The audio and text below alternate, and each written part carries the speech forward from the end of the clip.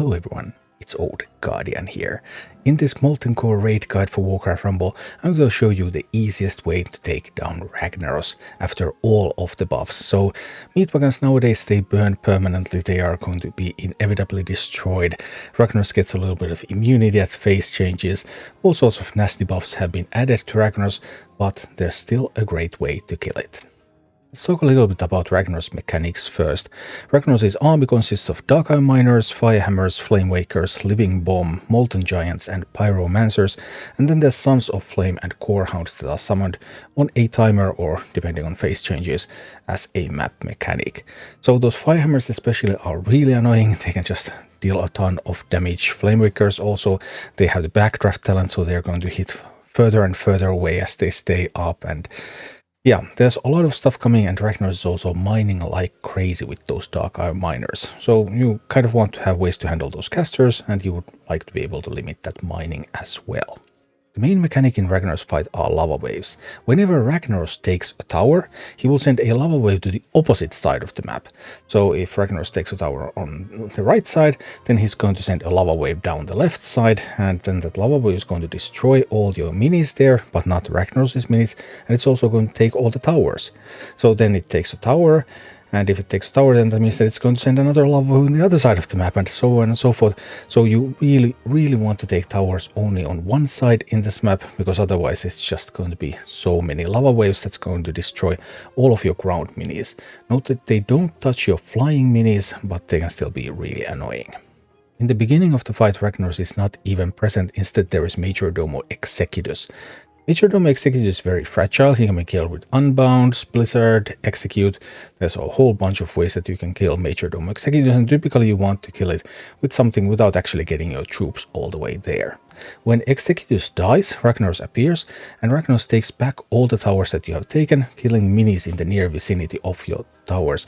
So be ready to retake those towers. So ideally you want to have troops that are on the way, but they're not quite there at the tower yet when Ragnaros takes it, so that they don't die to the blast, and then they get to the tower and start chipping at it before it actually is rebuilt.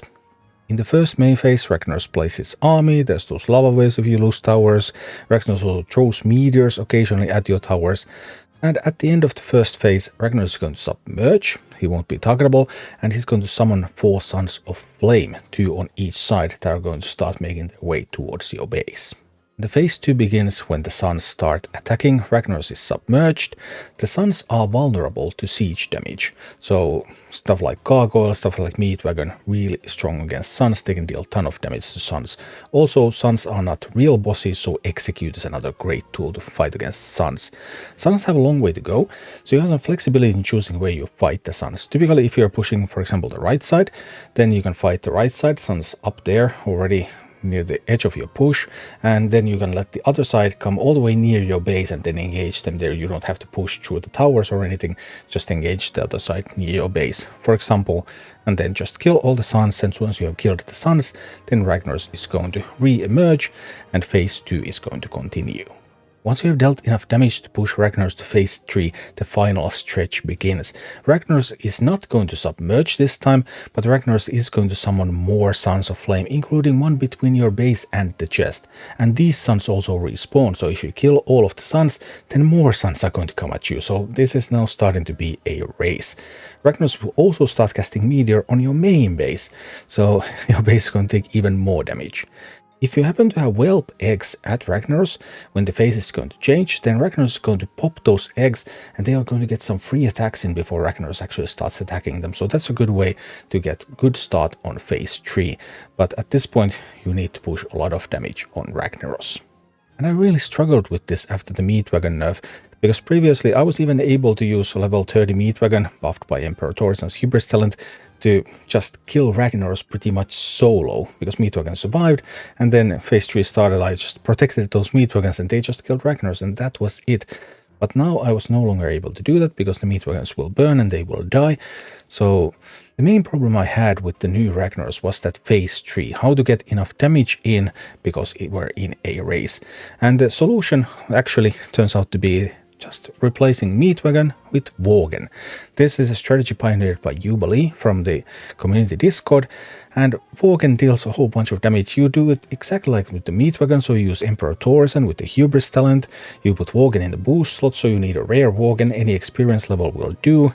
Valor buffed boost slot, and the Worgen with Hubris talent is going to be level 30. A level 30 Worgen is going to survive one hit from Ragnaros. So Worgen is going to ambush Ragnaros, premeditation talent, deals a bunch of damage, survives the hit, and then deals even more damage. Note that Ragnaros deals AoE damage, so you're also still dropping Whelps on Ragnaros. Don't drop Whelps first and Worgen second, because then the AoE damage is just going to get Worgen out of stealth before Worgen has a chance to hit. But Worgen now helps especially with that last phase damage, because you can keep dropping those unbound Worgens on Ragnaros, while Meat Wagons nowadays could not really deal more damage at that point.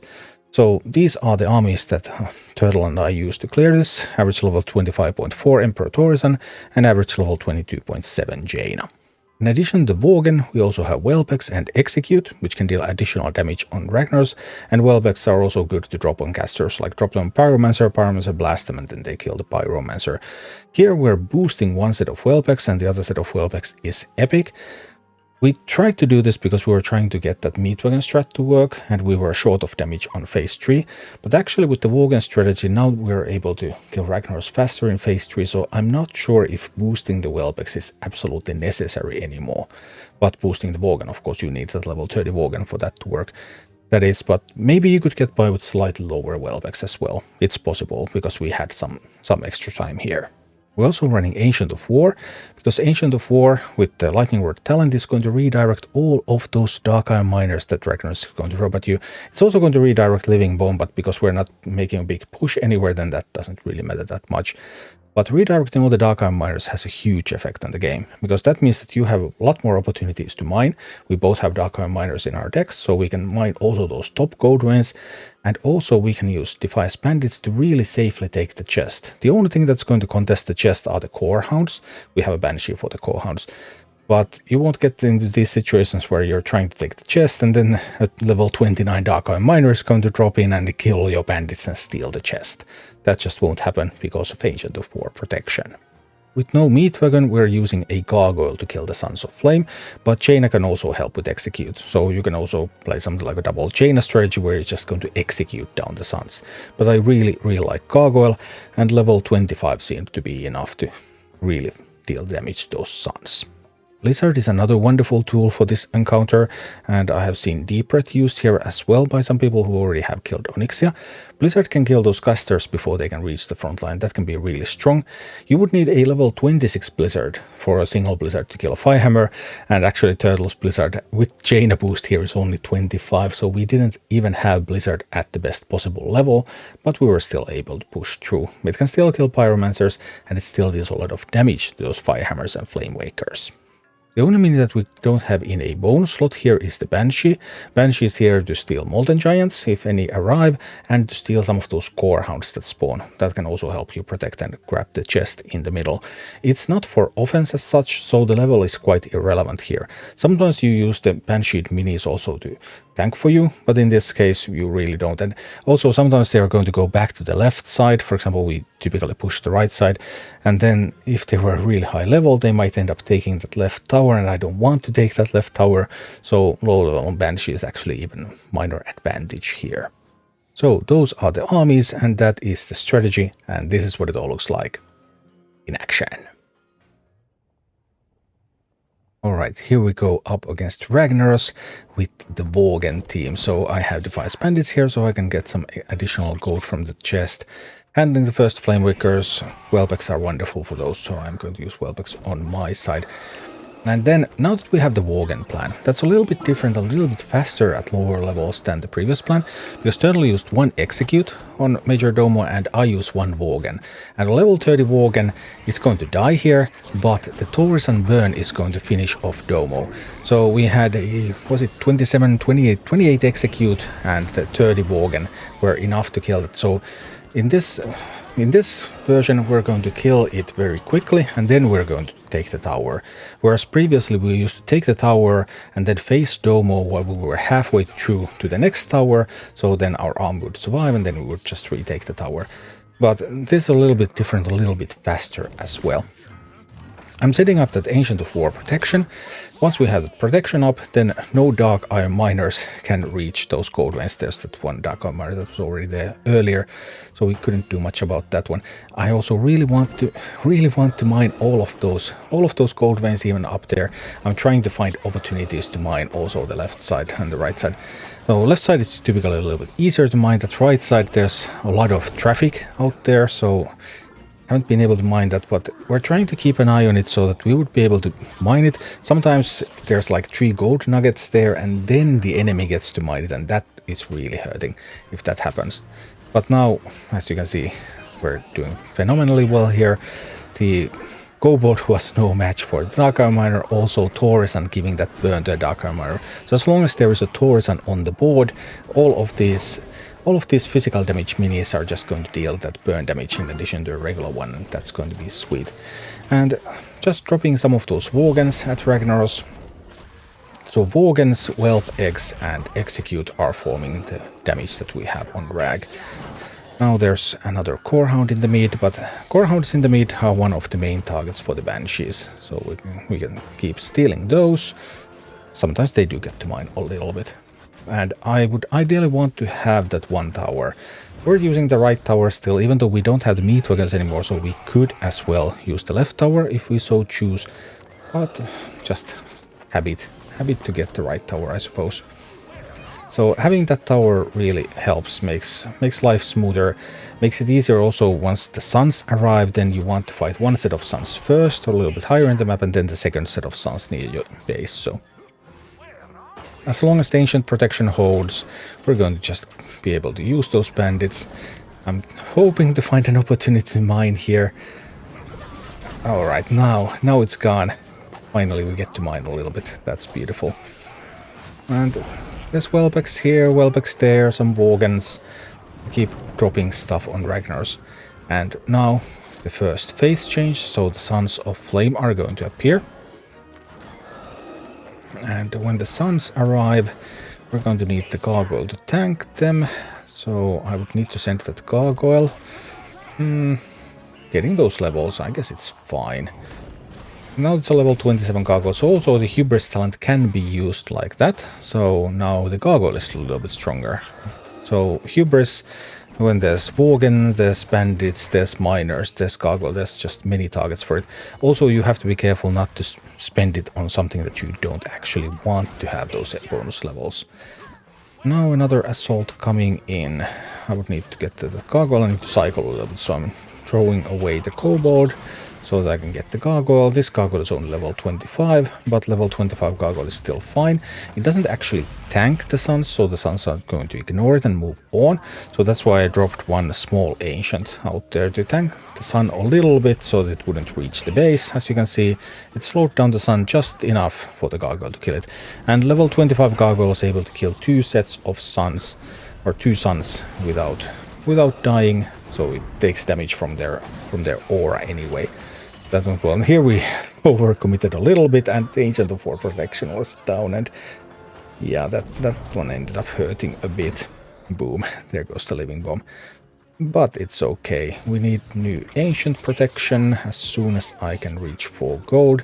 We're still in the danger zone now. There can be Dark Iron miners. But let's see. We're fine. Bandits with the picklock talent, they get the gold. We have good stuff going on over here. Now we get some eggs there, and wonderful. The eggs are just in time, killing everything. That's beautiful. And we keep dropping some eggs and executes and Worgens on Ragnaros when we have an opportunity to do that. There's a Corehound coming through mid again, but Turtle is going to steal it soon. Now there's a whole bunch of stuff coming in from the left. That's slightly problematic, I suppose. Let's see, we're going to try to handle it. Dropping some eggs. Maybe I should have... Now the Pyromancer is going to kill those eggs. Turtle is dropping some executes. Well, sometimes Worgen can also be used defensively. Look at that chap. Worgen just killed that. It just slaughtered that Pyromancer. And now just one Corehound, so phew, That was a pretty big assault, but we just barely made it through that. And that was good, so now we can focus on more important things again. Overtime has started, and we need the Ancient of War protection, so that there won't be Dakai miners, so that Ragnaros doesn't get to mine too much. And then I'm just going to use my opportunity to mine a little bit myself, and here we go. Need to kill that Firehammer. Turtles on it. I can drop the Worgen on Ragnaros, I can drop some Wellbacks on Ragnaros. And as you can see, those green lines, the Dakai miners, they just keep going for the Ancient of War, thanks to the Lightning Rod talent. And that makes a huge difference in how much stuff Ragnaros is able to get at you. Now we get the final phase change. There's the sun in the middle, so we have a Gargoyle now fighting against that sun. We have Taurus, and that's going to tank it a little bit to keep it in place. And then it's a race. It's not a rally, it's a race. So here we go. We need to drop stuff on Ragnaros, and a lot of stuff. Now that there was a hit there, I dropped the... that might totally messed up the Worgen. I should have dropped the Wellbacks there first and then dropped the Worgen a little bit later. And so that made life a little bit closer than I had hoped, but we still have the damage. And actually, Ragnaros dies, 40 seconds left on the clock, so yeah, Worgen, the new premium way to kill Ragnaros. Thank you for watching. Click like and subscribe if you enjoyed this, and a special thanks to all of my Patreon supporters, YouTube members and Twitch subscribers who make all of these videos possible.